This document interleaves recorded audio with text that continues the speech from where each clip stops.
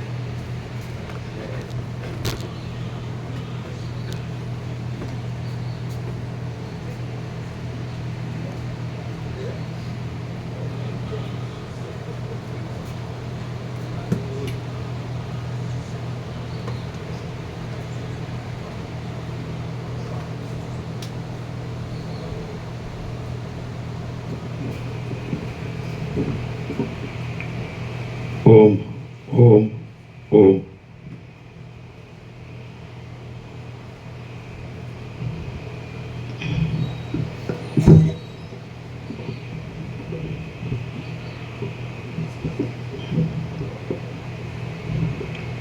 ओम ओम ओम। परम चिदाकाश, परम ज्योति, अखंड ज्योति, महाचिदाकाश, स्वयं प्रकाश, संपूर्ण प्रकाश, पूर्ण ब्रह्म, अनंत तेजगण, अनंत चेतगण, परमाकाश, केवल अनंत शुद्ध तेजगण, परमाकाश, अखिलात्मा, पूर्ण ब्रह्म, परमात्मा, परम चिदाकाश, परम ज्योति, अखंड ज्योति, अनंत पूर्ण परम चिदाकाश, परम शांति, स्वयं सिद्ध, स्वयं प्रकाश, स्वयं पूर्ण, स्वस्वरूप, यही सब कुछ है, इसके सिवा कुछ नहीं है। शून्यभास, अनंत कोटि, महाकल्पो है ही नहीं। महाचिदाकाश, स्वयं प्रकाश, संपूर्ण प्रकाश, महाचिदाकाश ज्योति, अनंत, अखंड, अभेद, महाचिदाकाश ज्योति, महातत्व, महासामान्य, महाचिदाकाश, स्वसंवेद्य, सहज निर्विकल्प, महाचिदाकाश, परम कैवल्य, परम शांति, परम चिदाकाश, अनंत પૂર્ણ, નિરપેક્ષ, સત, અનંત, સંપૂર્ણ, अपरिघी, निर्भ्रांत, निरपेक्ष, वशिष्ठराम, निर्वाण उत्तरार्ध, राउंड 43मो राउंड। શું છે પાના નંબર? 1478।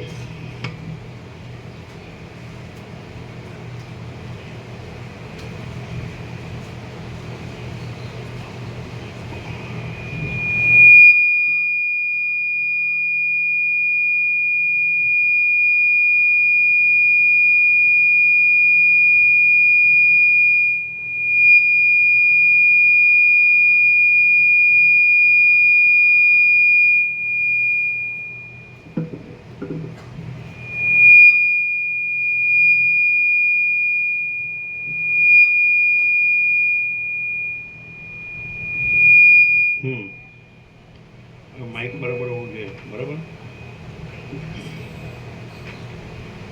ઓમ બોલો, ऐसे रखने का।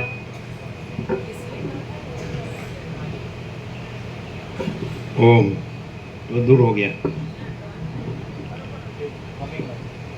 ओम आवाज ओछो है, ज़्यादा पास होते तो विसर्जन नहीं होता। ऐसा है। ओम ठहरो ठहरो, विशाल आती है अभी नहीं आ रही, हमारा तो नहीं पर वाचा है પછી આવે। ઓમ આવે તો પછી પાછળ લઈ લઈશું, બરાબર?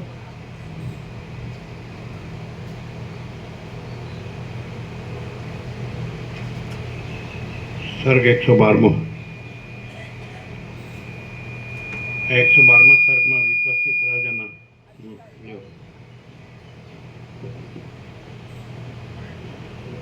હવે બરાબર છે? નીચું હવે બરાબર છે? પાછું પાછું લ્યો। હવે અવાજ ઓછો નહીં પડે, બરાબર છે?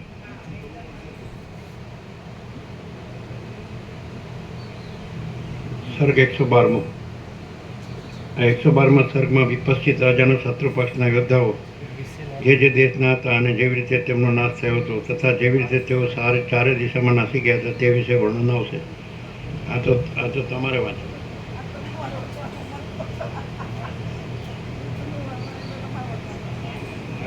યોદ્ધાઓનું કામ છે, આપણું કામ છે। રાજી થઈ ગયા એમ, અમે યોદ્ધાઓ છીએ। છો જ, ચાલો।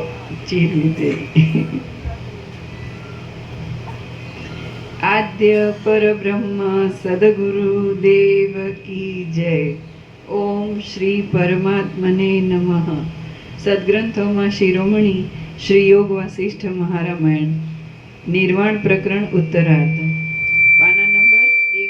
આમ લ્યો, આમ।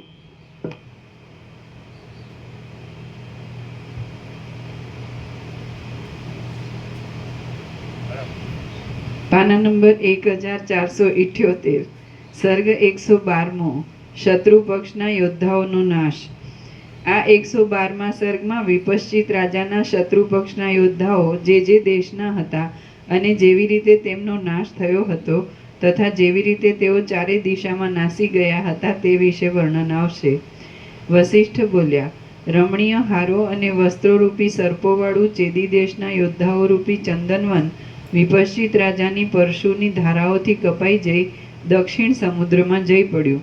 પારસિક દેશના યોદ્ધાઓ અસ્ત્રોના પૂરમાં પાંદડાની પેઠે તણાવા લાગ્યા અને મોહને લીધે એકબીજામાં પરસ્પર પ્રહાર કરી તેઓ નેતર તથા અશોક વડે સુશોભિત કોઈ એક પ્રદેશમાં નાશ પામ્યા।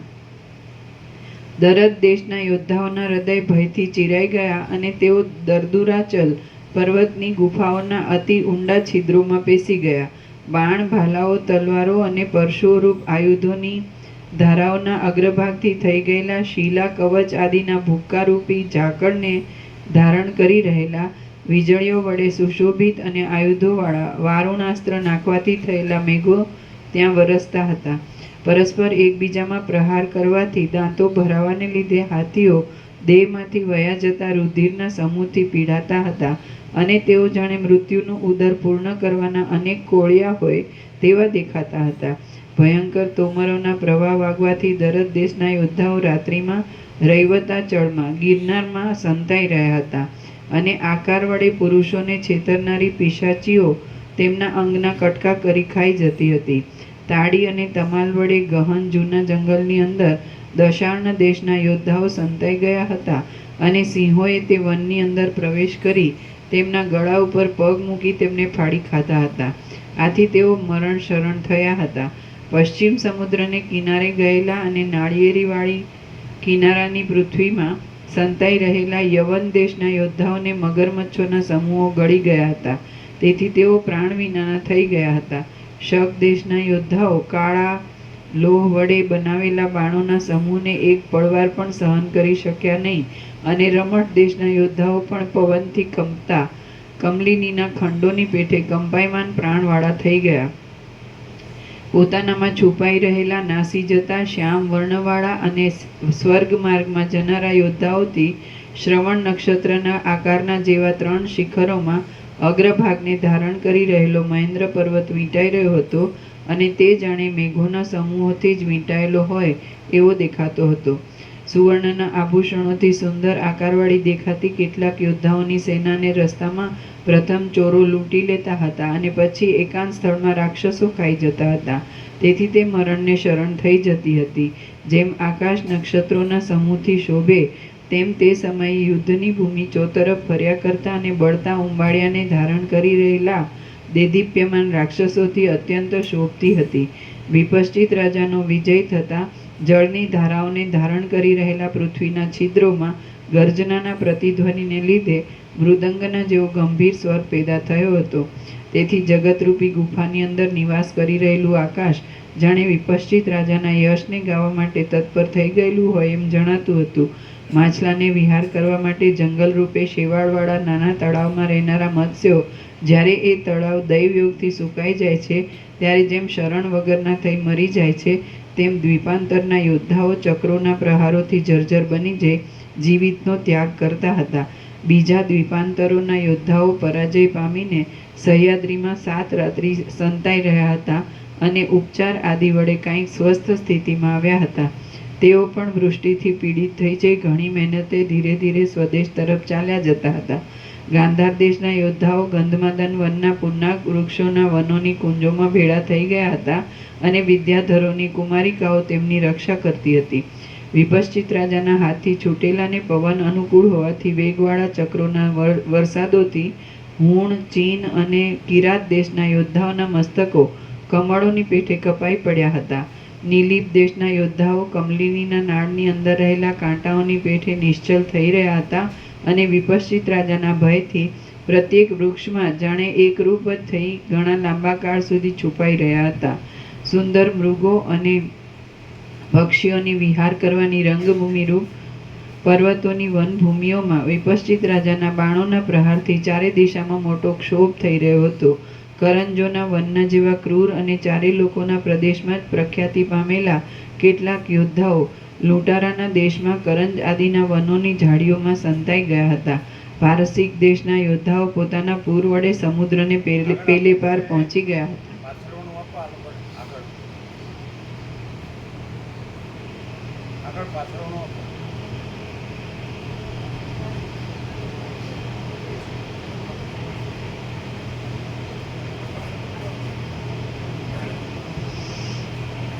ત્યાં નહીં, અહીંયા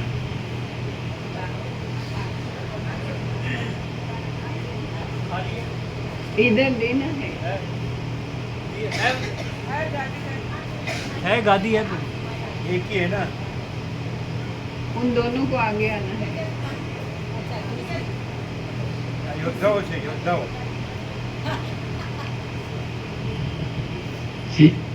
જો એને ખુરશી બેસાડી દે, જોયું? અરે એને આગળ આપવાની છે ગાદી ખુરશી મળું તો उनको બેસવાનું गादी आगे दे दो, आगे बैठना है उनको. એ લોકો બેસતા હોય છે એમને કાયમ આગળ બેસવું છે બેસતા કે હોય. નહીં? પ્રભુ કહે છે બેસો.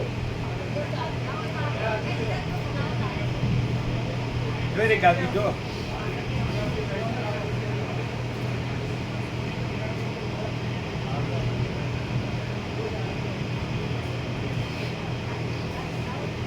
તો આગળ ગાદી નથી એટલે પાછળ રહ્યા ગયા કાયમ આગળ બેસતા ત્યાં ત્યાં બેસો. હા બરાબર બરાબર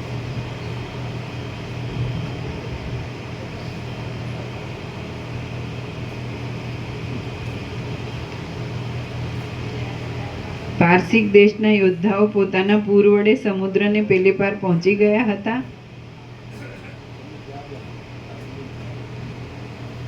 ના ના બરાબર છે એ લોકો કાયમ અહીંયા જ બેસે આ તો ચિરાગ કોઈ ખુરશી બેસાડી દીધા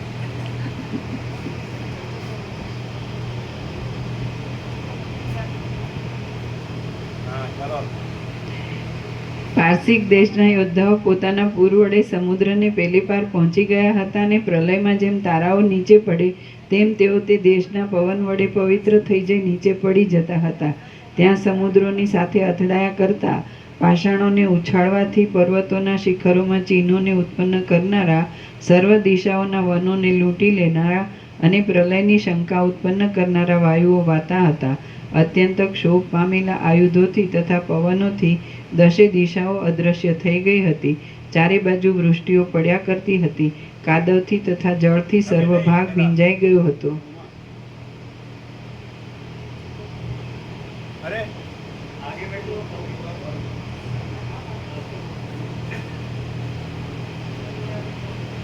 કેટલા વર્ષો કાઢે ને હવે હું દીવાનું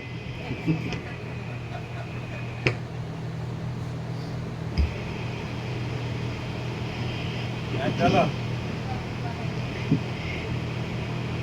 લૂંટી લેનારા અને પ્રલયની શંકા ઉત્પન્ન કરનારા વાયુઓ વાતા હતા. બે બાજુ બાજુમાં આવી ગયા કે નહીં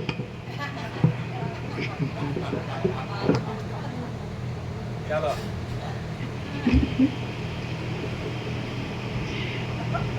અત્યંત ક્ષોભ પામેલા આયુધોથી તથા પવનોથી દશે દિશાઓ અદૃશ્ય થઈ ગઈ હતી. ચારે બાજુ વૃષ્ટિઓ પડ્યા કરતી હતી. કાદવથી તથા જળથી સર્વ ભાગ ભીંજાઈ ગયો હતો અને વરસાદની વીજળીઓના કડાકા થતા હતા. શબ્દ કરનારા પ્રચંડ પવનોને લીધે પૃથ્વીની અંદર મહાસાગરના વેગની પેઠે વિચિત્ર શબ્દની સાથે ઝાકળ પડતું હતું. જેમ ભમરાઓ કમળમાંથી નીચે પડી જાય છે તેમ રથમાં બેઠેલા વિદુર દેશના યોદ્ધાઓ પવનના ઝપાટાઓને લીધે પોતાના રથોમાંથી તળાવના જળમાં તરંગની જેવા અવાજની સાથે નીચે પડી જતા હતા. શત્રુઓના પાયદળની સેના વાળા ક્યાં ગયા મામા પ્રભુની પાછળ ગાદી છે ને ઘડિયાળવાળા નથી આવ્યા ક્યાં ગયા મામા પ્રભુની પાછળ ગાદી છે ને છેક પાછળ વયા ગયા એ હા બરાબર સન્મુખ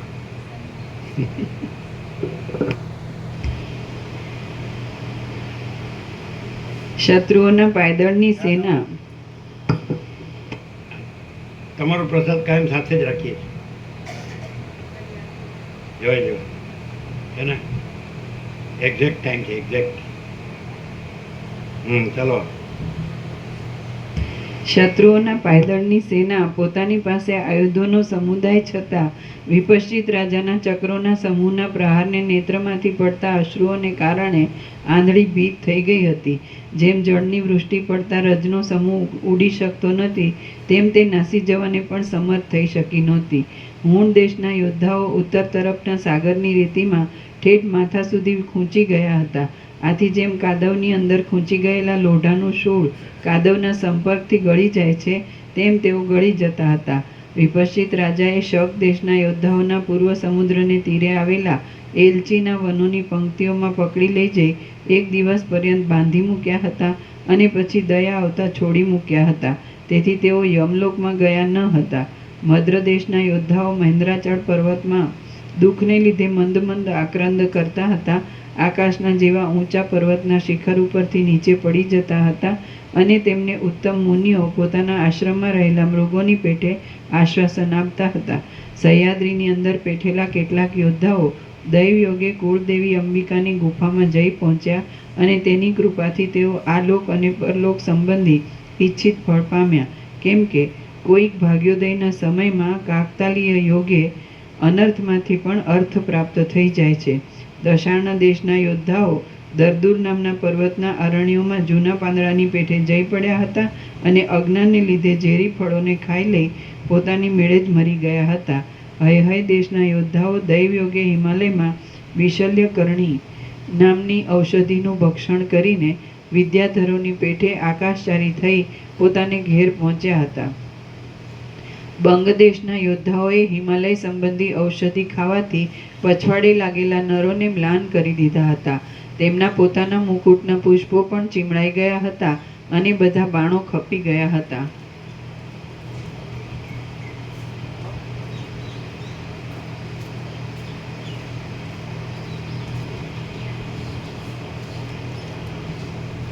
જગ્યા આપો અને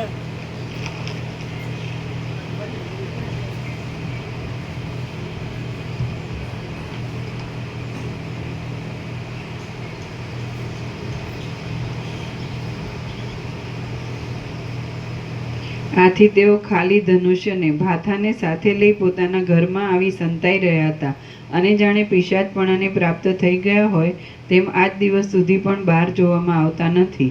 અંગ દેશના યોદ્ધાઓ વિદ્યાધરના પદને આપનારા ફળોનું ભક્ષણ કરી વિદ્યાધર રૂપ થઈ ગયા હતા અને સ્વર્ગમાં વિદ્યાધરીઓની સાથે ક્રીડા કરતા હતા. પારસિક દેશના યોદ્ધાઓ તાલી અને તમાલોવાળા પ્રદેશમાં પેઠા એટલે શત્રુઓએ અંગમાં પ્રહાર કરવાથી પાના નંબર 1480 ડાબી બાજુ વચ્ચે. પારસિક દેશના યોદ્ધાઓ તાલી અને તમાલોવાળા પ્રદેશમાં પેઠા એટલે શત્રુઓએ અંગમાં પ્રહાર કરવાથી તેઓ મૂર્છાને પ્રાપ્ત થઈ ગયા હતા અને તેમાં ભ્રમને લીધે જાણે પોતે વિમાનમાં બેસી ઉડતા હોય એવું તેમને જણાતું હતું. હે પ્રિય રામચંદ્રજી, કલિંગ દેશની ચતુરંગ સેનામાં ચપળ હાથીઓ પણ પ્રહારને લીધે નિર્બળ થઈ ગયા હતા અને તે પોતાના અંગોનો સંહાર થઈ જવાથી પલાયન કરતા રણભૂમિમાં જ પડી જઈ મરણને પ્રાપ્ત થઈ ગયા હતા. શત્રુ સૈન્ય ચડી આવ્યું ત્યારે શાલ્વ દેશના યોદ્ધાઓ બાણો, શિલાઓ અને જળવૃષ્ટિમાં પડીને પોતાના સ્વામી સાથે નિર્જીવ થઈ પડ્યા હતા અને તેઓ આજે પણ તે દેશમાં ગ્રામ દેવતાની પ્રતિમા રૂપે પૂજાય છે. પ્રત્યેક દિશામાં પલાયન કરી જનારા અસંખ્ય પુરુષો ચપળ તરંગવાળા સાગરોમાં લય પામી જતા હતા. ક્ષેત્રોમાં, અરણ્યોમાં, નગરોમાં, જળોમાં, સ્થળોમાં, પર્વતોમાં, તટોમાં, ખેતરોમાં, પાણી પહોંચાડવા બાંધી રાખેલી જળની પરનાળોમાં, સીમાડાના મનોહર એવા આગળના પ્રદેશોમાં, નદીઓમાં, સમુદ્રોમાં, ભૈરવ જપ ખાવાના સ્થળોમાં, વૃક્ષોમાં, ગામડામાં, જકાત ચૂકવવાના માંડવી આદિ સ્થળોમાં, પર્વતના કૂવાઓમાં, ગુફાઓમાં અને ઘરોમાં સેનાનો એટલો તો ઘાણ વળી ગયો હતો કે તેની ગણના કરવાની પણ કોણ સમર્થ થઈ શકે. શ્રી યોગ વાસિષ્ઠ મહારામાયણમાં નિર્વાણ પ્રકરણના ઉત્તરાર્ધનો બલ પરિભ્રંશ નામનો સર્ગ 112મો સમાપ્ત. સર્ગ 113મો સમુદ્રના વૈભવનું વર્ણન. આ 113મા સર્ગમાં વિપશ્ચિત રાજાના શત્રુઓનો ક્ષય થઈ જતા અસ્ત્રોનો પણ ક્ષય થઈ જવા વિશે અને સમુદ્રના વૈભવ વિશે વિસ્તારથી વર્ણન આવશે. વસિષ્ઠ બોલ્યા, શત્રુઓના નાસી જતા સૈન્યની પછવાડે દોડતા ચારે વિપશ્ચિત રાજાઓ ઘણે જ છેટે ચાલ્યા ગયા. સર્વશક્તિમાન અને ચિન્મય એક ઈશ્વરની પ્રેરણાથી પ્રેરાયેલા વિપશ્ચિત રાજાના ચારે દેહો એક જ અભિપ્રાયથી દિગ્વિજય કરતા હતા. તેઓ ઘણે દૂરથી ઠેઠ સમુદ્રના તીર સુધી નદીઓના પ્રવાહની પેઠે અવિચ્છિન્નપણે શત્રુઓની સેનાની પછવાડે દોડતા હતા. વિશ્રામ લીધા વિના ઘણે દૂર જવાથી વિપશ્ચિત રાજાના સૈન્યોનું પોતાના યુદ્ધનું સર્વ સાધન અને બીજા તરફથી મદદ માટે મળેલ સર્વ સાધન ખાબોચિયાના જળની પેઠે ક્ષીણ થઈ ગયું. વિપશ્ચિત રાજાના પોતાના સૈન્યો અને બીજા પણ તેમની મદદે આવેલા જોવાલાયક સૈન્યો શત્રુઓની પછવાડે દોડ કરવાથી મુમુક્ષુ પુરુષના પુણ્ય પાપની પેઠે નિશેષ રીતે ક્ષીણ થઈ ગયા. જેમ અગ્નિની જ્વાળાઓના સમૂહને બાળવાનો કશો પદાર્થ ન મળતા તે પોતાની મેળે જ આકાશની અંદર શાંત થઈ જાય છે, તેમ વિપશ્ચિત રાજાના સૈન્યમાં અસ્ત્રો પણ કૃતકૃત્ય થઈ જવાને લીધે પોતાની મેળે જ આકાશમાં શાંત થઈ ગયા. એ સર્વ અસ્ત્રો પોતપોતાના સ્થાનોમાં રથ, ઘોડા, હાથી, વૃક્ષો ઇત્યાદિના સમૂહોમાં લીન થઈ ગયા અને સાયંકાળે જેમ પક્ષીઓ ચેષ્ટારહિત થઈ જાય છે તેમ તેઓ ચેષ્ટાથી રહિત થઈ ગયા. તરંગો જેમ જળમાં સમાઈ જાય છે, ઝાકળ જેમ વરસાદમાં સમાઈ જાય છે, મેઘ જેમ વાયુમાં સમાઈ જાય છે અને સુગંધ જેમ આકાશમાં સમાઈ જાય છે, તેમ એ શસ્ત્રો પણ પોતપોતાના મૂળ સ્થાનમાં લીન થઈ ગયા. ત્યાં નિર્મળ આકાશરૂપી પ્રલયકાળનો મહાસાગર ચોતરફ પથરાઈ રહ્યો હતો. તે મહાસાગર વૃષ્ટિઓની ધારા વડે થયેલા કાદવો નીચે ખૂંપી ગયેલા શાંત હથિયારોરૂપી જળચર પ્રાણીઓને ધારણ કરતો હતો. બાણરૂપી જળબિંદુઓની વૃષ્ટિથી તથા ઝાકળથી રહિત હતો. ચક્રરૂપી સેંકડો ઘુમરીઓથી મુક્ત હતો. સ્વચ્છતા તથા સૌમ્યતાથી સુશોભિત હતો. તરંગોથી પણ વેગવાળી તેમજ મેઘની ગર્જનાવાળી છતાં પાછળથી શાંત પડી ગયેલી વૃષ્ટિ વડે રમણીય હતો. અંદર લીન થઈ રહેલા નક્ષત્રોરૂપી રત્નોના સમૂહોથી મનોહર હતો. એક ખૂણામાં સૂર્યરૂપી વડવાનલને ધારણ કરી રહ્યો હતો અને શૂન્યતારૂપી જળથી ભરપૂર હતો.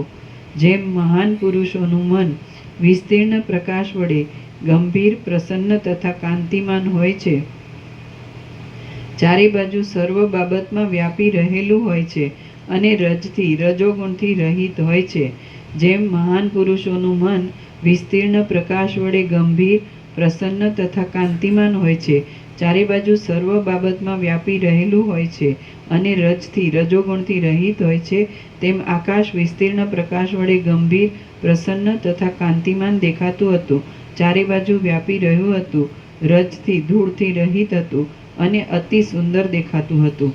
પછી તે વિપશ્ચિત રાજાએ આકાશના નાના ભાઈ જેવા વિસ્તારવાળા નિર્મળ આકાર વડે રમણીય અને સર્વ દિશાઓના ભાગને પૂરી રહેલા સમુદ્રો જોયા. તે સમુદ્રો નાના તથા મોટા તરંગોના વિશાળ શબ્દો વડે આકુળ હતા. અનેક જળબિંદુઓ તથા ઝાકળને લઈ જનારા મેઘો વડે મનોહર શરીરવાળા હતા. તેઓ પૃથ્વીમાં વ્યાધિ વડે આતુર થઈ રહેલા પુરુષની પેઠે પોતાના આત્માને પ્રસારી દઈ સ્થિર થઈ રહેલા હતા. પવનને લીધે ઉછળતા હતા, ચપળ દેહવાળા હતા ને ઊંચા ઉછળેલા તરંગોરૂપી મોટા હાથો વડે સુશોભિત હતા. તેઓ જળ છતાં ક્રિયાવાન દેખાતા હતા. તરંગો વડે ગુફાઓને પણ પૂરી દેતા હતા. મૂર્તિમાન સંસાર જ હોય તેમ વિસ્તીર્ણ થઈ રહ્યા હતા અને ચક્રના જેવી ઘુમરીઓની વિચિત્ર સ્થિતિ વડે આકુળ હતા. પોતાના તટમાં પડેલા રત્નોના સમૂહ વડે તેઓ જાણે ઉદયકાળમાં સૂર્યનારાયણના તેજને પુષ્ટિ આપતા હતા અને તેઓ શંખોના સમૂહમાં પેઠેલા પવનના ધ્વનિરૂપી તિરસ્કારના શબ્દને ધારણ કરી રહ્યા હતા. તરંગોની પુષ્ટ ઘટાઓના શબ્દો વડે તેઓ મેઘની ગર્જનાવાળા આકાશનો આડંબર ધારણ કરી રહ્યા હતા અને ગોળ ચકરીઓના વિસ્તારમાં ભમ્યા કરતા પરનાળાના વૃક્ષો વડે તેઓ રમણીય હતા. મગરમચ્છોના સમૂહના શબ્દો વડે તેઓ અંદર ઘોંઘાટવાળા અવાજ કરી રહ્યા હતા અને માછલાના પૂંછડાની છટાઓથી ભાંગીને ડૂબી જતા વહાણોની કડકડાટીથી ગાજી રહ્યા હતા. ડોકને ઊંચી કરી રહેલા અને ઊનના વસ્ત્ર પહેરનારા સમુદ્રના મનુષ્યોના સમૂહને ગળી જનારા કાચબા તથા મગરમચ્છો વડે તેઓ સુશોભિત હતા અને સૂર્યનારાયણના હજારો કિરણોના તરંગોમાં પ્રતિબિંબ પડવાને લીધે જાણે મૂર્તિમાન આકાશ હોય એવા દેખાતા હતા. વિસ્તારવાળા ષડમાં અથડાવાને લીધે બુમાટ કરી રહેલા પવન વડે ચાલતા તથા હાલક ડોલક થતા માલ ભરેલા વહાણો વડે તેઓ રમણીય હતા અને અંદર રહેલા મણીઓના સમૂહને તરંગોએ બહાર ઉછાળવાથી બળાત્કારથી ઉત્પન્ન થતા ઝણઝણાટના અવાજવાળા હતા. જળની અંદર રહેલી પોતાની બળરૂપી ભુજાઓ વડે તેઓ અનેક પ્રકારે ક્રીડા માત્રથી સૂર્યમંડળનો સ્પર્શ કરી રહ્યા હતા અને બુડી જતા તથા બહાર નીકળતા કાંતિમાન રત્નમાણિક્યના સમૂહોથી સુશોભિત હતા. ફીણવાળી ઉછળતી ચકરીઓમાં ફર્યા કરતા મગરમચ્છોના સમૂહ વડે તેઓ રમણીય હતા અને કોઈ ઠેકાણે જળ હાથીઓની સૂંઢો ઊંચી થવાથી તેઓ ક્ષણવાર જાણે વાંસના વનો જ ઊભા હોય એવા દેખાતા હતા. તેઓ પોતાના તરંગોમાં લતાઓની પેઠે જળ હાથીઓના પૂંછોને ધારણ કરી રહ્યા હતા. તેથી જળ હાથીઓની પીઠોના સમૂહમાં ફીણના ગોટાઓ લાગી જવાથી જાણે પુષ્પવાળો વસંત જ ખીલી રહ્યો હોય એવો તેઓ દેખાવ આપતા હતા. વળી કોઈક ઠેકાણે શ્વેતદ્વીપ આદિમાં તેઓ પોતાની અંદર સહકુટુંબ વિશ્રાંત થઈ રહેલા લક્ષ્મીકાંત ભગવાન વડે સુશોભિત હતા. તેઓ પોતાના એક દેશમાં રહેલા નાના પ્રકારના અસંખ્ય દેવદાનવોના આશ્રયરૂપ હતા અને ફીણરૂપી તારાઓવાળા નવીન તરંગોના સમૂહ વડે આકાશને હસી કાઢતા હતા. ગુફામાં રહેલા મચ્છરાની પેઠે પાતાળરૂપી ઊંડા ખાડામાં પડેલા તથા બહાર નીકળવામાં ભયભીત થઈ રહેલા પવનોને તેઓ મૂળ શાખાની પેઠે અચળપણે ધારણ કરી રહ્યા હતા અને પોતાના ઉછળતા જળ તરંગોના સમૂહ વડે તેઓ કાંઠે રહેલા પર્વતને અત્યંત નીચા બતાવતા હતા. મોટા રત્નોના કિરણોના ફેલાવરૂપી અંકુરોને તેઓ આકાશરૂપી ક્ષેત્રમાં આરોપી દેતા હતા અને તેઓ શુદ્ધ છીપોના મુખમાંથી બહાર નીકળેલા મોતીઓ વડે ઢંકાયેલી રેતીવાળા હતા. નાના પ્રકારના રત્નોના કિરણોરૂપી રેશમી સૂત્ર વડે વિચિત્ર દેખાતા તરંગોથી તેઓ મનોહર હતા. પ્રવેશ કરતી નદીઓ વડે રમણીય હતા અને છેડાઓ રૂપ થઈ રહેલી દિશાઓથી જાણે વણવા માટે પાથરેલા વસ્ત્રો હોય તેવા દેખાતા હતા. કોઈ એક ઠેકાણે તેમના ઇન્દ્રનીલમણીના તટો પોતાની અંદર રહેલા મોતીઓની સેંકડો ચીપો વડે ચિહ્નવાળા હતા અને તેથી તેઓ રમણીય એવી સેંકડો ચંદ્રમાના જેવી સુશોભિત નખોની શોભાને ધારણ કરી રહ્યા હતા. ઝળક્યા કરતા રત્નોના કિરણોને લીધે જે રીતે મહાસાગર છે એના પૂરણ મોજા છે અને ચલન જળનું હાલવું દોલવું અને મોજા. તો મોજાથી મહાસાગરને ચલનથી અને મોજાથી મહાસાગરને બતાવે છે. એવી રીતે ચિદાકાશ મહાસાગર છે અને આ દ્રશ્ય છે મોજા છે. તો દ્રશ્યથી ચિદાકાશને બતાવે છે. એનું સ્ફુરણ એટલે જે સત્તા છે એ જ સ્ફુરણ રૂપે છે. મહાસાગર સત્તા છે, જળ છે સત્તા છે અને એનું ચલન છે અને મોજા છે, ઉત્પત્તિ સ્થિતિ લય બધું નામરૂપ. તો એ સ્ફુરણ છે. સત્તાને સ્ફુરણ એ કે સત્તા જ સ્ફુરણ રૂપે પ્રકાશે છે. જેવી રીતે સૂર્યપ્રકાશ છે ત્રૈલોક્ય આકારે પ્રકાશે છે. ત્રૈલોક્ય બતાવી અને સૂર્યનારાયણ ભગવાનને બતાવવા એવું સ્ફુરણને બતાવીને સત્તા બતાડવાની. એટલે બધું આકાશનું વર્ણન, સમુદ્રનું વર્ણન, વનનું વર્ણન, પર્વતનું વર્ણન, નદીનું વર્ણન, બધું જે બધું હોય, ગામનું વર્ણન, નગરનું વર્ણન, મનુષ્યનું વર્ણન, પશુ પક્ષી કીટ પતંગ જીવ જંતુ બધું અખિલ સચરાચરનું. પણ એ સત્તા જ બતાડે છે, કારણ કે સત્તા જ આ સ્ફુરણ રૂપે પ્રકાશે છે. એટલે ચિદાકાશ જ આ સગળા સ્ફુરણ આકારે પ્રકાશે છે. એટલે સ્ફુરણથી સત્તા બતાડે છે એ રીતનું. એટલે એક જ છે, સત્તાને સ્ફુરણ એક જ છે. જેમ મહાસાગરને મોજા એક જ છે તેવી રીતે ચિદાકાશ અને દ્રશ્ય એક જ છે. એટલે જેમ મોજાથી મહાસાગર બતાડતો હોય એવી રીતે દ્રશ્યથી ચિદાકાશ બતાડે છે. એટલે અમુક છે અને અમુક નથી એવું નહીં, બધું જ છે. ચિદાકાશ છે, ચિદાકાશ જ બધું છે. એટલે છે જ, નથી એવું કાંઈ છે જ નહીં. એટલે એકરૂપતા જ છે, ચિદાકાશની એકરૂપતા જ છે. સમજાય ને? એટલે દાખલા તરીકે એવી રીતે તમે જોતા શીખો તો પછી આ જે બધું જુઓ છો તો ચિદાકાશ સત્તા જ આ જે કંઈ જીવજગત દ્રષ્ટા દ્રશ્ય એ સૃષ્ટિ સ્થિતિ પ્રલય નામરૂપ બધું અનેક, તો એ ચિદાકાશ સત્તા જ આ જીવજગત સ્ફુરણ આકારે પ્રકાશે છે. એટલે જીવજગત સ્ફુરણથી ચિદાકાશ સત્તા બતાડે છે કે આ બધું ચિદાકાશ સત્તા જ છે. જે કંઈ છે તે સગળું અનંત સુધી ચિદાકાશ છે. એ રીતે અજરામર અખંડ અવિનાશી બધું શુદ્ધ ચૈતન્ય જ છે. સ્વયં પ્રકાશ, મહાચિદાકાશ, સ્વયં પ્રકાશ, સંપૂર્ણ પ્રકાશ અને સ્વસંવેદ્ય અને સહજ નિર્વિકલ્પ. એટલે બધું એ ચિદાકાશ જ છે. એ રીતે સત્તાથી સત્તા કયો કે સ્ફુરણથી સત્તા કયો, પણ સત્તા જ સ્ફુરણ છે અને સ્ફુરણ જ સત્તા છે. બે છે જ નહીં. મહાસાગર જ મોજા છે અને મોજા જ મહાસાગર છે. એમ ચિદાકાશ જ સૃષ્ટિ છે અને સૃષ્ટિ જ ચિદાકાશ છે. બે છે જ નહીં, એક જ છે. એટલે બધું એક જ તત્વ છે. એ રીતે આ વર્ણન છે બધું. એટલે કોઈ હોય તો એને દ્રશ્યમાં આનંદ આવે, પણ એ આનંદ ચિદાકાશનો છે. કોઈને દ્રશ્ય સત્ય લાગે પણ એ સત્યતા છે એ ચિદાકાશની છે. કોઈને દ્રશ્યમાં શાંતિ લાગે તો એ શાંતિ ચિદાકાશની છે, સત્તાની છે. એટલે સ્ફુરણમાં પણ કોઈને સત્તા અનુભવાય, ચૈતન્ય પ્રકાશ અનુભવાય, આનંદ અનુભવાય, શાંતિ અનુભવાય, તૃપ્તિ અનુભવાય, સંતોષ અનુભવાય, સમાધાન અનુભવાય, કલ્યાણ અનુભવાય, પ્રેમ અનુભવાય, શાંતિ અનુભવાય, અમૃત તત્વ અવિનાશી એનું, તો એ ચિદાકાશ સત્તા જ છે અને બધું એનું જ છે. સત્યતા એની છે, ચૈતન્યતા એની છે, પ્રકાશપણું એનું છે, આનંદપણું એનું છે, શાંતિપણું, એટલે બધું જે કંઈ દિવ્ય અલૌકિક છે, સત્ય શિવ સુંદર છે, તો એ દ્રશ્યથી કોઈને લાગે તો એ ચિદાકાશ સત્તાનો જ અનુભવ છે, એનો જ સાક્ષાત્કાર છે, એની જ અનુભૂતિ છે, એનું જ દર્શન છે. કારણ કે બીજું છે જ નહીં. મોજામાં આનંદ લાગે તો એ મહાસાગરનો જ આનંદ છે. સમજાય? જે કંઈ પ્રકાશી રહ્યું છે ચિદાકાશ જ પ્રકાશી રહ્યું છે.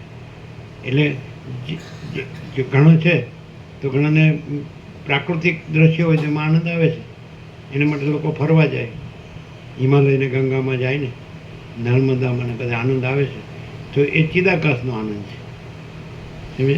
જે આનંદ છે એ બીજા કોઈ પણ કલ્પના કે ભ્રમ કે અવિવેક વિચાર કે મોહ જોડ્યા વગરનો આનંદ હોય, નિર્વિશેષ આનંદ હોય, તો એ ચિદાકાશ આનંદ છે. સમજે? એ અનંત આનંદ છે. એ અનંત પ્રકાશ, અનંત આનંદ, અનંત શાંતિ, તો એ ચિદાકાશ છે. સમજે? એટલે એવો પણ માણસ હોઈ શકે કે દાખલા તરીકે એક વસીલે કીધું જ છે કે બંને હોય, કે અજ્ઞાની હોય કે જ્ઞાની હોય, તે બંનેને કુદરત સરખો જ આનંદ આપે છે. એટલે પ્રકૃતિ એકદમ કુંવારકા કુદરત હોય, વર્જિન નેચર, તો એ બંનેને અજ્ઞાની કે જ્ઞાની બંનેને આનંદ આપે છે. અજ્ઞાની પણ હિમાલય ગંગામાં જાય તો એને આનંદ જ આવે, અને જ્ઞાની પણ ત્યાં જાય તો એને પણ આનંદ આવે. તો એ આનંદ છે એ જ ચિદાકાશ છે. ક્યાંક કોઈને શાંતિ લાગે છે તો એ ચિદાકાશ છે, ક્યાંક કોઈને તૃપ્તિ લાગે છે તો એ ચિદાકાશ છે, ક્યાંક કોઈને સંતોષ લાગે છે તો એ ચિદાકાશ છે, ક્યાંક કોઈને સમાધાન લાગે છે તો એ ચિદાકાશ છે, ક્યાંક કોઈને કલ્યાણ લાગે છે તો એ ચિદાકાશ છે, ક્યાંક કોઈને પૂર્ણતા લાગે છે તો એ ચિદાકાશ છે, ક્યાંક કોઈને સમતા લાગે છે તો ચિદાકાશ છે. એટલે જે કંઈ જેને કહેવાય ને કે વિહિત, આપણે વિધિમુખ ને નિષેધમુખ, તો નિષેધ જેવું કંઈ છે જ નહીં, બધું વિધિમુખ જ છે. વિહિત પોઝિટિવ, બધું પોઝિટિવ જ છે, નેગેટિવ કંઈ છે જ નહીં. માત્ર આનાથી તત્વદ્રષ્ટિ એટલે ચિદાકાશ દ્રષ્ટિ ખુલે છે. તત્વબોધ એટલે ચિદાકાશ બોધ, એટલે બધું દેખાય છે એને ચિદાકાશ રૂપે જોવું, જાણવું, અનુભવવું અને રહેવું, એ આ તત્વબોધ છે. પછી એને વૃક્ષ ન દેખાય, ચિદાકાશ દેખાય. પછી એને મોર ન દેખાય, ચિદાકાશ દેખાય. પછી એને કાંઈ પણ આકાશ ન દેખાય, ચિદાકાશ દેખાય. એને વાયુ, તેજ, જળ, પૃથ્વી ન દેખાય, ચિદાકાશ દેખાય. એને આકાશ ગંગા ન દેખાય, ચિદાકાશ દેખાય. એને અનંત નક્ષત્રગણ, તારાગણ ન દેખાય, ચિદાકાશ દેખાય. એને અનંત સૂર્યો, અનંત બ્રહ્માંડો ન દેખાય, ચિદાકાશ દેખાય. અનંત નામરૂપ, અનંત સૃષ્ટિ સુધી પ્રલય ન દેખાય, ચિદાકાશ દેખાય. અનંત જીવ જગત ન દેખાય, દ્રષ્ટાદર્શ્ય ન દેખાય, ચિદાકાશ દેખાય. આ જન્મ, જીવન, મરણ, સુખ દુઃખ ન દેખાય, ચિદાકાશ. એટલે બધું ચિદાકાશ છે, એવો અનુભવ પ્રગટ થઈ જાય તત્વબોધથી. સમજાય? જે જુદું જુદું દેખાય છે એ બધું એક જ છે, જુદું જુદું નથી. કે દાખલા તરીકે તમે મહાસાગરનું જળ છે એ જુઓ તો અનંત ચક્રી, અનંત તરંગ, અનંત ફીણ, અનંત પરપોટા, પણ એક જ જળ. તો જેમ કે પૃથ્વીમાં તમને અનેક રૂપ દેખાય છે, પણ એક જ પૃથ્વી, એક જ માટી, બસ. જેમ બધાના ફેફસા છે એમાં આ આખો વિશ્વ પ્રાણ છે, પ્રાણવાયુ એક જ છે, પણ જુદા જુદા ફેફસાને લીધે મારો પ્રાણ, મારો પ્રાણ, મારો પ્રાણ, તો પ્રાણ જુદા જુદા લાગે જ ને, પણ એક જ પ્રાણ છે. તો એવી રીતે બધાનું મારું ચૈતન્ય, મારું ચૈતન્ય, મારો જીવ, મારો જીવ, મારું, પણ એક જ ચૈતન્ય. સમજે? મારું જ્ઞાન, મારું જ્ઞાન, મારું, પણ એક જ જ્ઞાન.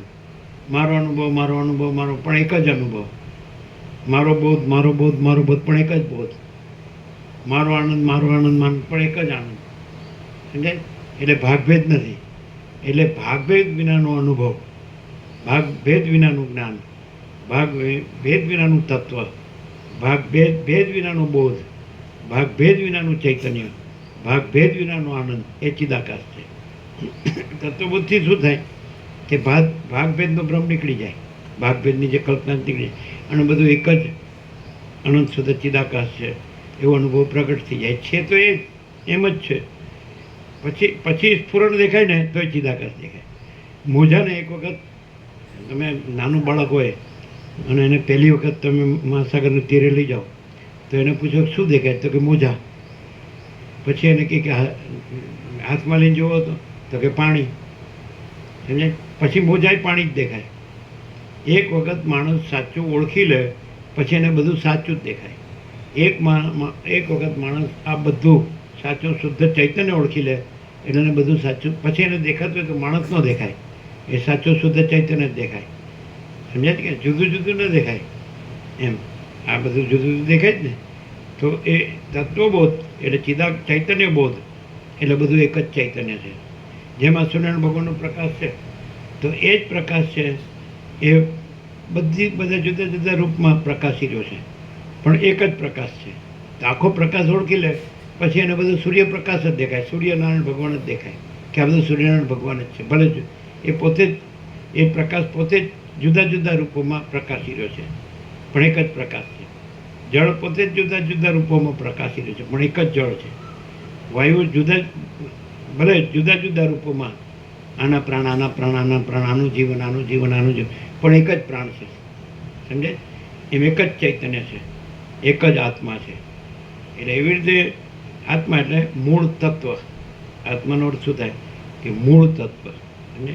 જેમ કે એક જ સુવર્ણ છે, સોનું છે, તો જુદા જુદા આભૂષણો, કડું કુંડળ વીંટી છે કે નહીં, નાકની ચૂંક ને કાનની વાળી ને હાથની બંગડી ને પગના ઝાંઝર ને બધું જુદું જુદું નથી લાગતું છે ને, પણ એક જ સોનું. તમે સોનીને પૂછો કે આ બધું શું છે, તો કે એક જ છે, સોનું જ છે બધું. તો કે આ વીંટી નથી, એ સોનું જ છે. આ બંગડી નથી, સોનું જ છે. આ હાર નથી, સોનું જ છે. તો એવી રીતે જે માણસ સોનું એટલે ચૈતન્ય, સોનું એટલે આત્મા, સોનું એટલે બ્રહ્મ, સોનું એટલે ચિદાકાશ. તો કે આ બધું જેણે ઓળખ્યું છે એને આ બધું અનંત સુધી ચિદાકાશ છે, કેવળ એનું કેવળ પણ છે. સમજાય? એટલે એ જુદા રૂપે જુએ છે તો એને જ જુએ છે. એટલે જોવું ખોટું નથી. સમજાય છે કે નહીં? જુદું જોવું એ ભૂલ કાઢી નાખવાની, અને એક જ જોવું એ સમ્યક જ્ઞાન છે, એ સમ્યક દર્શન છે. સમજે? જોવું ખોટું નથી. સમજે છે કે નહીં? પણ જે છે એને જોવું એ સમ્યક દર્શન છે, જે છે એને જાણવું એ સમ્યક જ્ઞાન છે. સમજે છે કે નહીં? જે છે એ જ વર્તવું એમનામ સમ્યક ચારિત્ર્ય છે. સમજે? અને જે નથી એ ન જોવું એ સમ્યક તપ છે. સમ્યક જ્ઞાન, સમ્યક દર્શન, સમ્યક ચારિત્ર્ય, સમ્યક તપ. જુદું જુદું ન જોવું એ સમ્યક તપ છે. બધું એક જ ચૈતન્ય અથવા આત્મા અથવા બ્રહ્મ અથવા ચિદાકાશ અથવા સચ્ચિદાનંદ, જે કંઈ, અથવા ગોડ અથવા અલ્લાહ, ગમે તે હોય, એ તો શબ્દો જુદા. તમે જ્યાં જન્મ્યા હોય ત્યાંનો શબ્દ ભાષા હોય, તમારી મધર ટંગ જે હોય, માતૃભાષા, એ તમે બોલવાના. તમે મુસલમાન માતાને પેટે જન્મ્યા હોય તો તમે અલ્લાહ કહેવાના. તમે ક્રિશ્ચન માતાને ઘેર જન્મ્યા હોય તો તમે ગોડ કહેવાના, લોર્ડ કહેવાના. પણ એક જ છે. ભાષાને શું વળગે ભૂર, રણમાં જે જીત્યો તે સુર, એવું તમારા કવિએ કીધું. એટલે ભાષાથી વળગીને શું, ભાષાથી શું વધીને શું છે? રણમાં જીત્યો એટલે જેણે બધું એક જ ઓળખ્યું. આ બધું કેવળ આનંદ સુધી ચિદાકાશ છે, બેડો પાર. પછી એમાં જુદું હું નથી અને જુદું જગત નથી, જુદું કોઈ નથી, જુદું કાંઈ નથી, જુદું કાંઈ થતું નથી.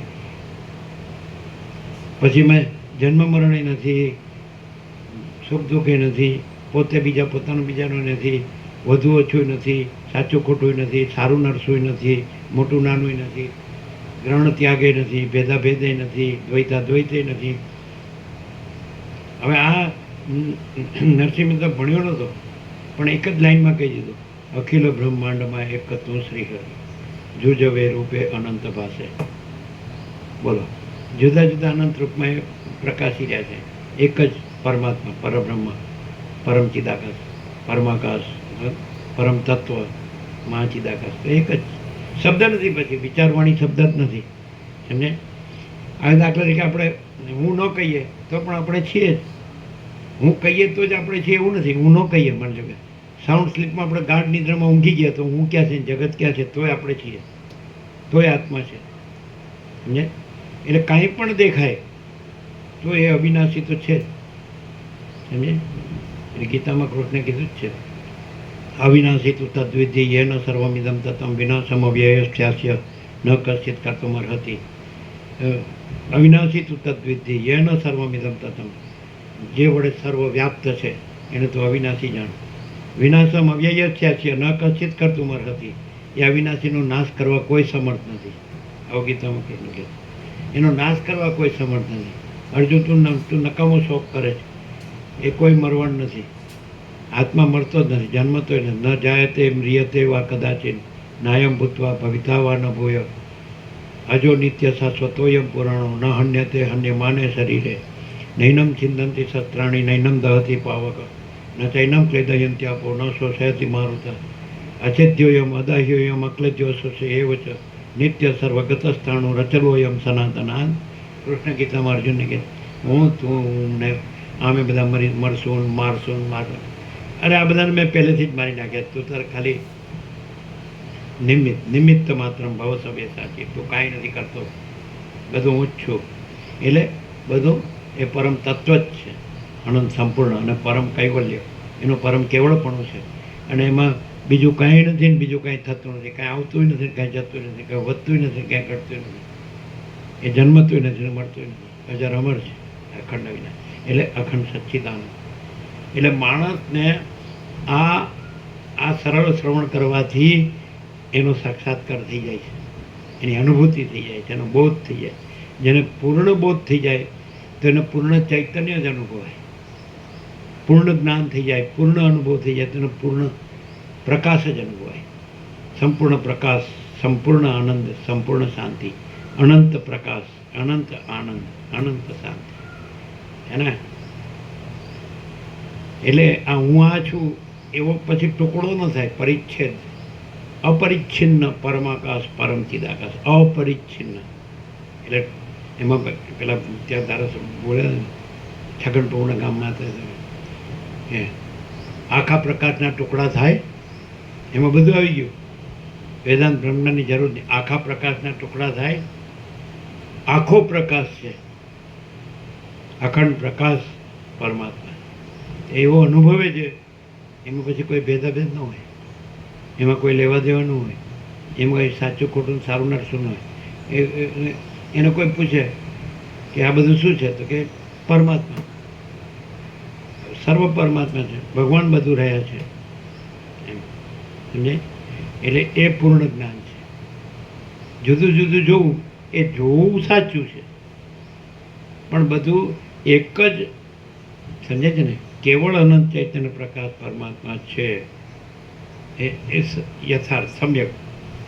જોવું ખોટું નથી, પણ બધું એક જ તત્વ, એક જ ચૈતન્ય, એક જ આત્મા છે ને. જોવું એ સમ્યક જ્ઞાન છે. એ રીતે તો તત્વબોધથી એ ખોલી જાય છે. યથાર્થ જે જ્ઞાન, યથાર્થ જે દર્શન, એ ખોલી જાય. એમ લાગે ને કે હું છું, આ બીજા છે, આ મારું છે, આ બીજાનું છે, તો એ નીકળી જાય બધું કે આ બધું એક જ તત્વ છે, કોઈ ભેદાભેદ નથી. અને પૂર્ણમદ પૂર્ણમિદમ પૂર્ણાત પૂર્ણમુદચ્યતે પૂર્ણસ્ય પૂર્ણમાદાય પૂર્ણમેવાવશિષ્યતે. એટલે બધું પૂર્ણ પૂર્ણ પૂર્ણ, કંઈ અપૂર્ણ છે જ નહીં ને શૂન્ય છે જ નહીં, બધું ભરેલું જ છે. કોઈ જગ્યા ખાલી નથી, રજબી બીજી જગ્યા નથી, રજબી બીજી વસ્તુ નથી. પરબ્રહ્મ અખંડ સચ્ચિદાનંદ, અખંડ જ્યોતિ સ્વરૂપ પરમાત્મા, આમાં સચ્ચિદાનંદ ઘન પરમાકાશ, અને પોતે અનંત પૂર્ણ પરબ્રહ્મ. પૂર્ણ થઈ જાય માણસ, પૂર્ણનું દર્શન કરે, પૂર્ણનું જ્ઞાન થાય, પૂર્ણનો અનુભવ થાય, પૂર્ણનો બોધ થાય, એટલે પછી પૂર્ણ જ રહે પોતે. સમજે? અપૂર્ણ છે જ નહીં, પૂર્ણ જ છે. અપૂર્ણ જુએ તો પણ એ પૂર્ણને જ જુએ છે. ખાલી ભૂલ થાય છે, પૂર્ણને જોવાને બદલે અપૂર્ણને જુએ છે. એટલે મહાસાગરને જોવાને બદલે ચક્રી જુએ છે, મહાસાગર જ જુએ છે. જોવું ખોટું નથી. મહાસાગરને જોવાને બદલે તરંગને જુએ છે, મોજાને જુએ છે, તો એ મહાસાગરને જ જુએ છે. ફીણને જુએ છે તો એ મહાસાગરને જુએ છે, પરપોટા જુએ તો એ મહાસાગર જુએ. પણ મહાસાગરને મહાસાગર જ જોવે એ સાચું. બધાય મહાસાગરને જ જોવે છે. સમજે? આ અનંત ચૈતન્ય પ્રકાશ મહાસાગર છે, અનંત સચ્ચિદાનંદ મહાસાગર છે. તો બધાને જોવું સાચું, પણ એને જ જે આખું છે એને જોવું એ પૂર્ણ દર્શન છે. આખું જાણવું, આખું તત્વ જાણવું એ પૂર્ણ જ્ઞાન છે. આખું પૂર્ણ અનુભવવું એ પૂર્ણ અનુભૂતિ છે. અને ભાગભેદ નથી. શું આકાશના ટુકડા થાય, મહાસાગરના ટુકડા થાય, જમીનના ટુકડા થાય? તો પણ અત્યારે આ અજ્ઞાનીઓ આ અમારું આકાશ, આમાં તમારું વિમાન નહીં ઉડાડવું, આ અમારો મહાસાગર, આમાં તમારું વાણ નહીં આવવા દેવાનું, આ અમારી પૃથ્વી, એમાં તમારે અંદર નહીં આવવું, તમારું હું લઈ લઉં, મારામાં તમારે નહીં આવવું. તમારામાં કહેવત છે ને, મારું એટલું મારું ને તારામાં મારો ભાગ નહીં. હા, દાદાગીરી. હા, જન્મ્યોનો તો ત્યારે આ અનંત હતું, અનંત છે ત્યારે પણ અનંત જ છે, અને રહેતો નથી ત્યારે પણ અનંત જ છે, પૂર્ણ જ છે. એમાં કાંઈ થતું નથી. શું કહે? એવું અનુભવી લે પછી કોઈ બીજું રહે? હોય તો રહે ને, એ જ છે અને બીજું છે જ નહીં, તો એ જ અનુભવે તો એ જ રહે. બીજું રહ્યું હોય તો સમજો કે અનુભવ સાચો, સમજાય? પણ પૂર્ણનો અનુભવ હોય તો બીજું ન અનુભવાય. પૂર્ણનું દર્શન હોય તો બીજું ન દેખાય. પૂર્ણનું જ્ઞાન હોય તો બીજું ન જણાય, તો પૂર્ણ જ જણાય, પૂર્ણ જ દેખાય, પૂર્ણ જ અનુભવાય અને પૂર્ણ જ રહેવાય. પૂર્ણ રહેવો હોય, અપૂર્ણ રહેવો હોય ત્યાંય પૂર્ણ જ છે, એની દ્રષ્ટિ અપૂર્ણ છે. પૂર્ણ દ્રષ્ટિ હોય, પૂર્ણ તત્વ દ્રષ્ટિ હોય તો પૂર્ણ તત્વ જ છે. અને એ જ્યાં અપૂર્ણ જુએ છે, ભાગભેદથી જુએ છે, ત્યાં એ પૂર્ણ તત્વ જ છે. ખાલી જોવામાં ફેર છે, જાણવામાં ફેર છે, અનુભવમાં ફેર છે, બાકી વસ્તુ તો પૂર્ણ જ છે કે નહીં? સીધું જ છે. એનાથી શું થાય? પૂર્ણ તત્વ દ્રષ્ટિ હોય, પૂર્ણ તત્વબોધ હોય, એટલે પૂર્ણ તત્વ જ રહ્યા હોય. શું કહ્યું છે? તો પછી ત્યાં શું હોય? તો સંપૂર્ણ પ્રકાશ, સંપૂર્ણ આનંદ, સંપૂર્ણ શાંતિ. એમાં શું છે? પૂર્ણમાં સંપૂર્ણ પ્રકાશ, સંપૂર્ણ આનંદ, સંપૂર્ણ શાંતિ. કોઈ એમ કે પરમાત્મા અપૂર્ણ પ્રકાશ અથવા શૂન્ય પ્રકાશ અથવા અપૂર્ણ આનંદ અથવા શૂન્ય આનંદ અથવા અપૂર્ણ શાંતિ અથવા શૂન્ય શાંતિ, એમ જ કે કોઈ અજ્ઞાનીને પૂછો તો એમ જ કે પરમાત્મા એટલે સંપૂર્ણ પ્રકાશ, સંપૂર્ણ આનંદ, સંપૂર્ણ શાંતિ. તો આ સર્વ પરમાત્મા જ છે, તો પછી સંપૂર્ણ જ રહ્યો, સંપૂર્ણ પ્રકાશ, સંપૂર્ણ આનંદ, સંપૂર્ણ શાંતિ જ રહ્યો. કોઈ અપૂર્ણ રહ્યો હોય તો એની દ્રષ્ટિ અપૂર્ણ છે. પરમાત્મા તો સંપૂર્ણ જ છે.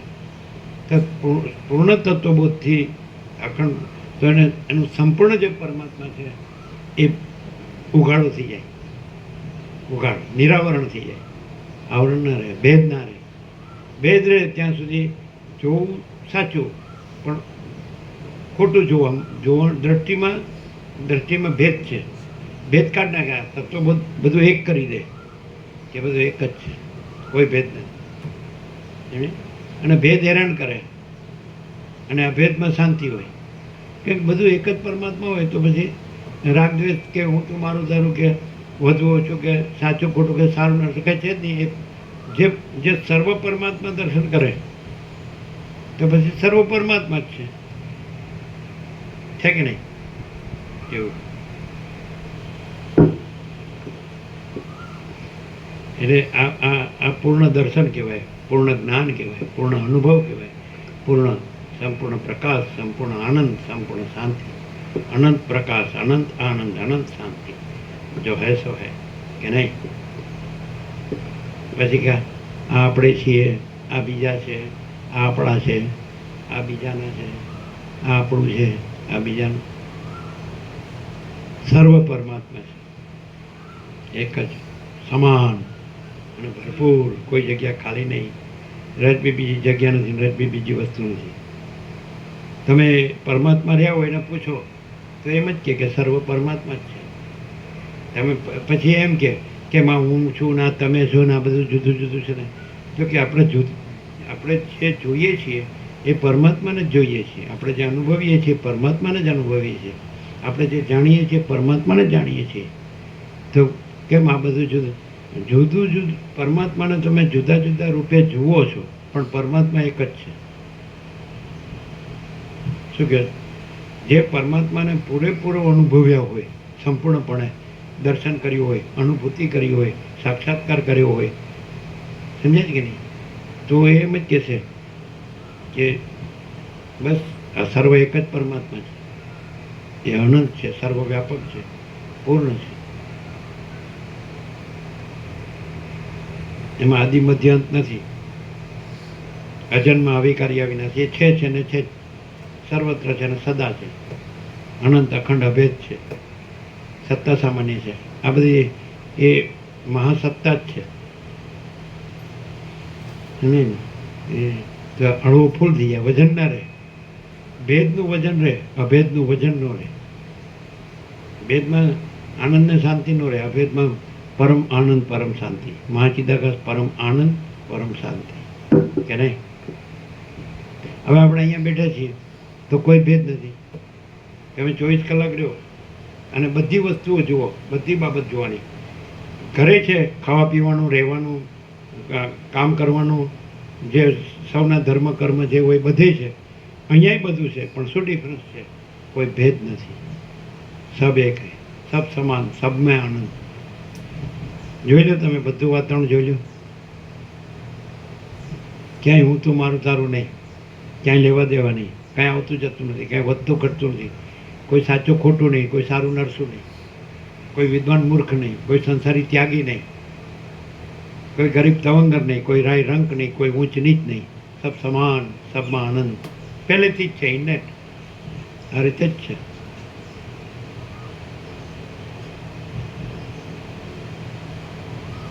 તમે સંકુચિતતા રાખો તો એ તો અનંતને વિશાળ જ છે. એ કંઈ સંકુચિત ન થઈ જાય. તમે મહાસાગર છે એમાં તમે પરપોટો જુઓ તો મહાસાગર કાંઈ પરપોટો ન થઈ જાય, તો મહાસાગર જ છે. એમ તમે એ અનંત કેવળ અનંત ચૈતન્ય પ્રકાશ પરમાત્મા છે, એમાં દેહરૂપી પરપોટો જુઓ અથવા સૃષ્ટિરૂપી પરપોટો જુઓ તો એ તો પૂર્ણ ચૈતન્ય જ છે, અખંડ ચૈતન્ય જ છે. અનંત અખંડ અભેદ અનાદિ અનંત, એક જ અદ્વિતીય ચિદાકાશ, એક જ અદ્વિતીય અનાદિ અનંત, નિરંજન નિરાકાર નિર્વિકાર અપરિચ્છિન્ન તુર્યાતીત. સમજાયું છે? નથી સમજાયું નથી. રેવાયું છે? નથી રેવાયું નથી. એટલે અહીં રેવાય છે કે નહીં? અહીં ક્યાં છે હું મારું? અહીં ક્યાં છે રાગ દ્વેષ? અહીં ક્યાં છે ભેદભાવ? અહીં ક્યાં છે લેવા દેવા? શાંતિ પામો, બીજું કાંઈ નહીં. એ પરમ શાંતિ છે. કોઈ પણ માણસ એમ કે મારે બધું છે, પણ એ પરમાત્મા સિવાય પરમ શાંત, પરમ આનંદ, પરમ શાંતિ ન હોય. પરમાત્મા રહે તો પરમ આનંદ, પરમ શાંતિ છે. પણ પરમાત્મામાં ભાગભેદથી રહે તો અભાવ માટેની ઈચ્છા પૂરી થાય જ નહીં. હજી વધુ, હજી વધુ, હજી વધુ. રોટલી તો 4 ખવાતી હોય એટલે જ ખવાય.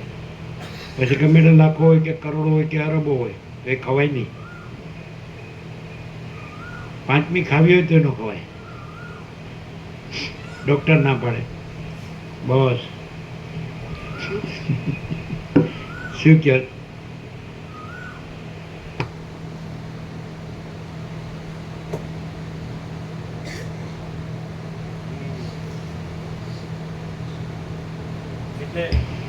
વસિષ્ઠના એક એક અક્ષરમાં પરમાત્મા પરમાત્મા જ છે, બીજું કાંઈ નથી.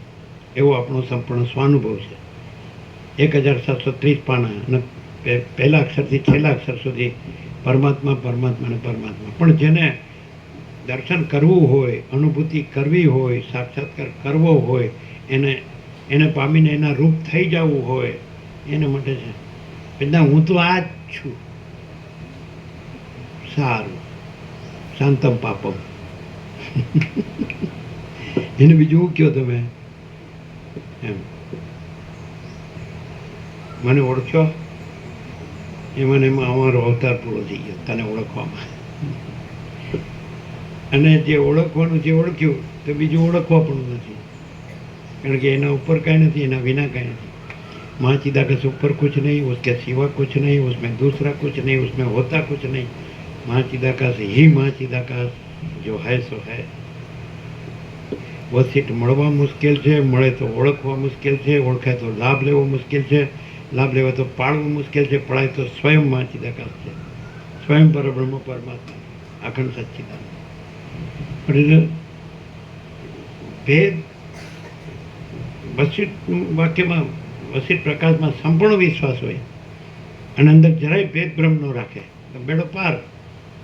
Here and now at this very moment, અહીં અને અત્યારે અને આ ક્ષણે જ આ ભેદ ભ્રમ કાઢી નાખે અને આખા પરમાત્માનું દર્શન કરે. તૈયાર જ છે પરમાત્મા કે હું તો તૈયાર જ છું, તારે દર્શન કરવાનું. કેમ નથી દેખાતા? તો કે મને કેમ નથી દેખાતા? મને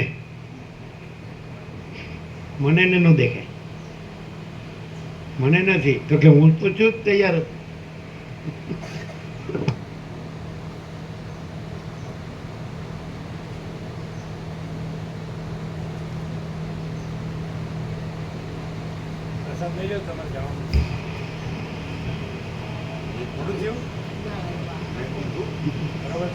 કેવો લાભ છે? શિવરા પૂર્ણ બ્રહ્મ થઈ ગયો.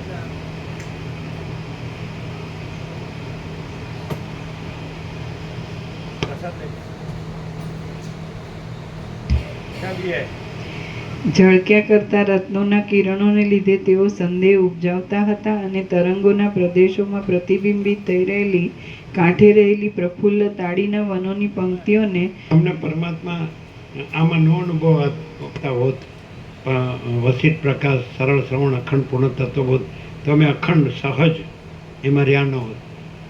બધા લાખો આવતા જતા છે અને બંદા અખંડ છે.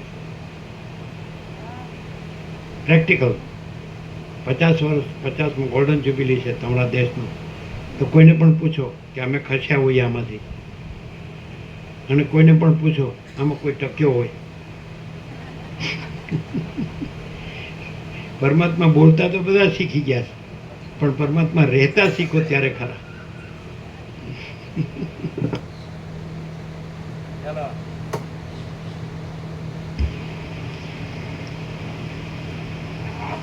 ઝળક્યા કરતા રત્નોના કિરણોને લીધે તેઓ સંદેહ ઉપજાવતા હતા અને તરંગોના પ્રદેશોમાં પ્રતિબિંબિત થઈ રહેલી કાંઠે રહેલી પ્રફુલ્લ તાડીના વનોની પંક્તિઓને તેઓ પોતાના તરંગોના પરિવર્તનથી ચંચળ દેખાડતા હતા. તેઓ કાંઠે આવેલા વનોની લતાઓમાંથી ખરી પડેલા એલચી, લવંગ, કંકોલ આદિના ફળોની માળાને ગ્રહણ કરવાની ઈચ્છા રાખનારા જળચર પ્રાણીઓના સંચારવાળા હતા. તેઓ જળમાં પ્રતિબિંબિત થઈ રહેલા આંબા તથા કદંબ આદિ વૃક્ષોમાં તેમના અગ્રભાગમાં બેઠેલા પક્ષીઓને છેતરીને તેમને કાંઠાની નજીક ખાઈ જનારા જળચર પ્રાણીઓના પંજાઓના શબ્દવાળા હતા.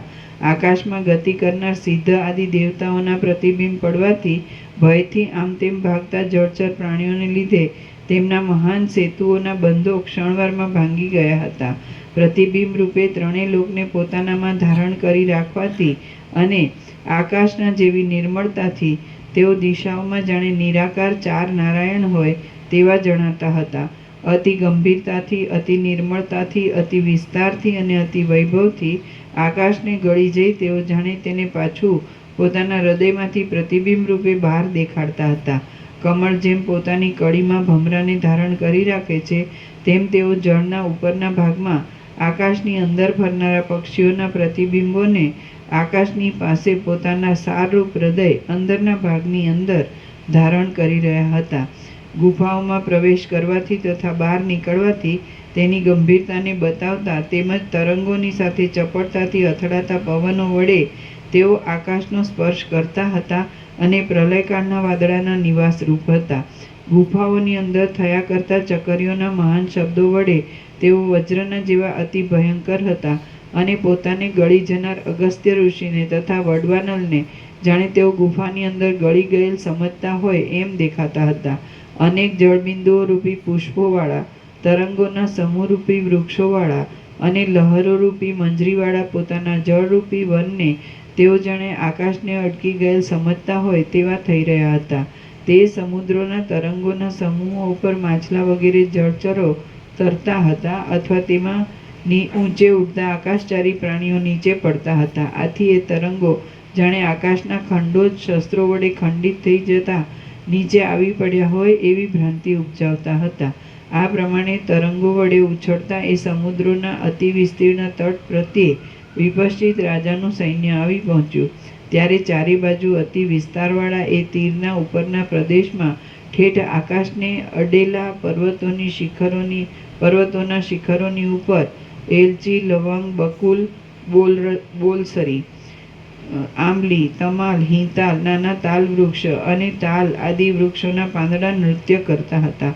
આથી વિભક્ત રૂપે દેખાતી અને ભમરા જેવી શ્યામ જણાતી વનની રેખા અત્યંત શોભાયમાન દેખાતી હતી. શ્રી યોગ વાસિષ્ઠ મહારામાયણમાં નિર્વાણ પ્રકરણના ઉત્તરાર્ધનો સમુદ્ર વર્ણન નામનો સર્ગ 113મો સમાપ્ત. સર્ગ 114મો સમુદ્રનું વર્ણન. આ 114મા સર્ગમાં વિપશ્ચિત રાજાને તેની પાસે રહેલા મંત્રી વગેરે વર્ગ વન, વૃક્ષ, પર્વત, શૈલ અને મેઘ આદિ બતાવશે તે વિશે વર્ણન આવશે. વશિષ્ઠ બોલ્યા, પછી એ વિપશ્ચિત રાજાઓની પાસે રહેલા મંત્રી વગેરે વિપશ્ચિત રાજાને વિચિત્ર પ્રકારના વન, વૃક્ષ, સમુદ્ર, પર્વત, મેઘ અને વનચર વર્ગ વગેરે દેખાડવા માંડ્યા. તેઓ બોલ્યા કે હે મહારાજ, મધ્યભાગથી માંડી ઉત્તરોત્તર ઘટ્ટ શિલાવાળા ભાગને ધારણ કરી રહેલા આ પર્વતની આકાશને અડી રહેલી આ શિખર ભૂમિ જુઓ. અતિ ઊંચાઈને લીધે એ તીવ્ર વાયુવાળી છે અને વિહાર કરતા દેવ, ગંધર્વ આદિ વડે તે યુક્ત છે. જુઓ, આ બકુલ, પુન્નાગ, નાળિયેર આદિના સમૂહો વડે આકુળ થયેલી વનની પંક્તિઓ વિવિધ પ્રકારના સુગંધી વાયુઓ વડે ભરપૂર છે. જુઓ, સમુદ્ર પોતાના તરંગોરૂપી દાંતરડા વડે પર્વતની પાસેની ભૂમિને ઉખેડી નાખે છે. વળી જુઓ, પર્વતોની અંદર રહેલા શિલાઓના સમૂહને તથા ઠેઠ મૂળ પર્યંત ફળો વડે અને પલ્લવો વડે વ્યાપ્ત વનોની પંક્તિઓને પણ તે ઉખેડી નાખે છે. બાળક જેમ ઘરમાં રહેલી ધુમાડાની પંક્તિને વીંઝણાના પવનથી કંપાવે છે, તેમ સમુદ્ર વૃક્ષલતા આદિરૂપ હાથ વડે નૃત્ય કરતા અને પોતાના સ્વેદરૂપ જળબિંદુઓ વડે યુક્ત પર્વતોની ઉપરની ભૂમિકામાં વિશ્રાંત થઈ રહેલી મેઘોની પંક્તિઓને પવન વડે કંપાવે છે. પૂનમને દિવસે પૂર્ણચંદ્રના ઉદય સમયે મહાસાગરમાં ભરતી આવે છે, તેથી તેના પૂરમાં તણાઈ આવીને પોતામાં ભરાઈ રહેલા શંખોવાળી શાખાઓ વડે સુશોભિત એવા આ તટના વૃક્ષો જાણે ચંદ્રબિંબોરૂપી ફળને ધારણ કરી રહેલા મૂર્તિમાન કલ્પવૃક્ષો હોય તેવા શોભે છે. રત્નોના જેવા સુંદર પુષ્પોના ભાર વડે પરિપૂર્ણ અને રાતા પલ્લવો રૂપી હાથ વડે રમણીય એવા આ વૃક્ષો લતારૂપી સ્ત્રીઓ સાથે કેમ જાણે આપની પૂજા કરતા હોય તેવા દેખાય છે. આ વૃક્ષવાન નામનો પર્વત તરંગો સાથે તણાઈ આવતા મગરમચ્છોને ગળી જનારા અને શિલાઓરૂપી દાંતવાળા પોતાના ગુફારૂપી મુખો વડે રીંછની પેઠે જાણે ઘૂરકી રહ્યો છે. જેમ યુદ્ધ કુશળ પુરુષ પોતાના શત્રુઓને જડ વાક્યો વડે તરછોડે છે, તેમ આ મહેન્દ્રાચલ પર્વત પોતાની મંદ ગર્જના વડે પોતાની ઉપર ગંભીર ગર્જના કરનારા વરસાદોને તરછોડે છે. ચંદન વડે ખરડાયેલો ઊંચો અને સુશોભિત આ મલયાચળ રૂપી મલ્લ જાણે સમુદ્રની તરંગોરૂપી ભુજાઓની ચાતુરીને જીતવા તૈયાર થઈ રહ્યો હોય એવો દેખાય છે. સૂર્યના માર્ગમાં ગતિ કરનારા દેવતાઓ ચારે બાજુથી નિરંતર રત્નવાળા તરંગો વડે વ્યાપેલા આ સમુદ્રને વિશે પૃથ્વીના રત્નમય કંકણોની ભ્રાંતિ થવાથી તેને જોઈ રહ્યા છે.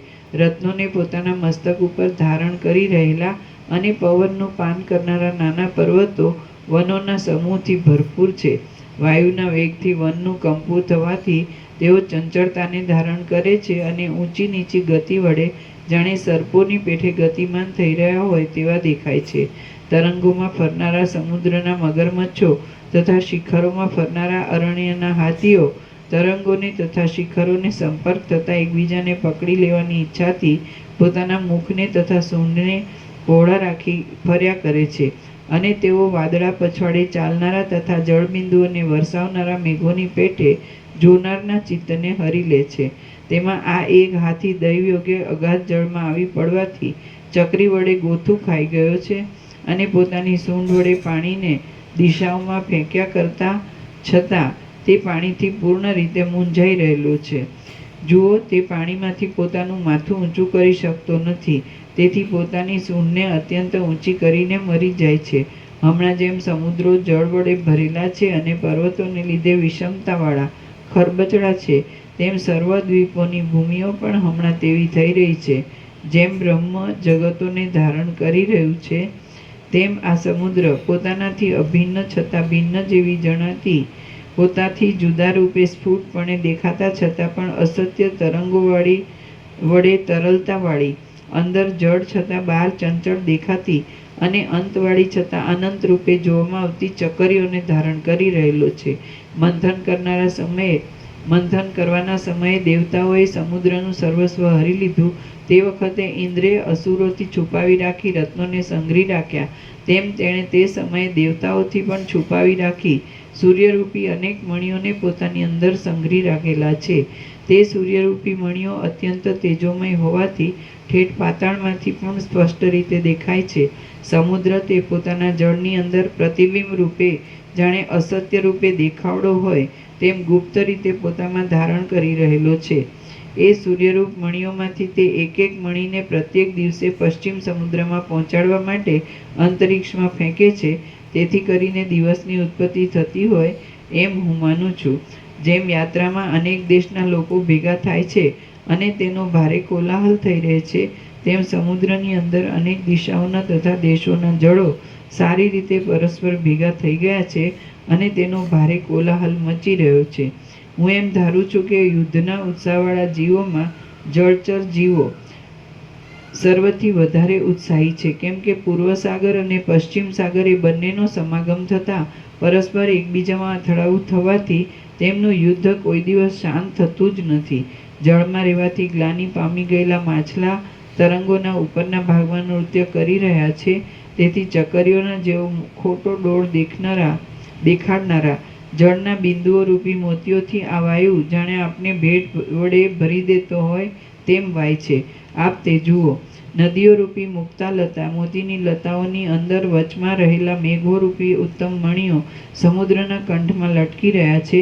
તેથી તેઓ ચપળતા વડે એકબીજામાં અથડાવાથી જાણે ખણખણાટનો અવાજ કરી રહ્યા હોય એવા જણાય છે.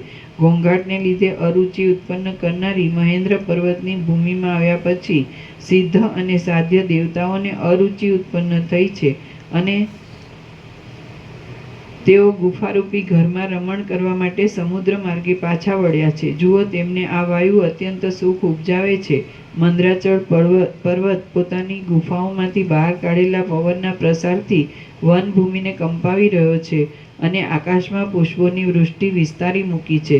વીજળીઓ રૂપી ચપળ નેત્રવાળા આ મેઘરૂપી હરિણો આંબાઓના વૃક્ષોથી અને નાના મોટા કદંબોના વૃક્ષોથી ભરેલા ગંધમાદન વનની ગુફાઓમાં પ્રવેશ કરે છે.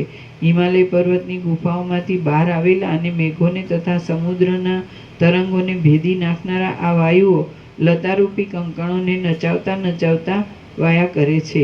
હે મહારાજ, આંબાઓના અને કદંબોના અગ્રભાગના સ્પર્શથી સુગંધવાળા થયેલા ગંધમાદન વનના વાયુઓ સમુદ્રના તરંગોમાં અથડાય છે. કુબેરની અલકાપુરીના કેશપાશપણાને પ્રાપ્ત થયેલો તેના ઉપરના ભાગમાં રહેલો અને વરસાદોને વીંટાયેલો વાયુ વનવીથીઓમાં પુષ્પ વરસાવતો આ તરફથી ચાલ્યો આવે છે. ડોલર તથા મંદારના સમૂહોની મધુર સુગંધ વડે મનોહર, મંદ અને જાણે જળબિંદુઓથી યુક્ત હોય તેવા અત્યંત શીતળ આ પવનનો આપ અહીં અનુભવ કરો. નાળિયેરના વૃક્ષો તથા લતાઓને કંપાવાથી તીખા અને સુગંધી પવનો પૂર્વ દિશા તરફ પારોશિક દેશના નગરો પ્રત્યે જાય છે તે આપ જુઓ.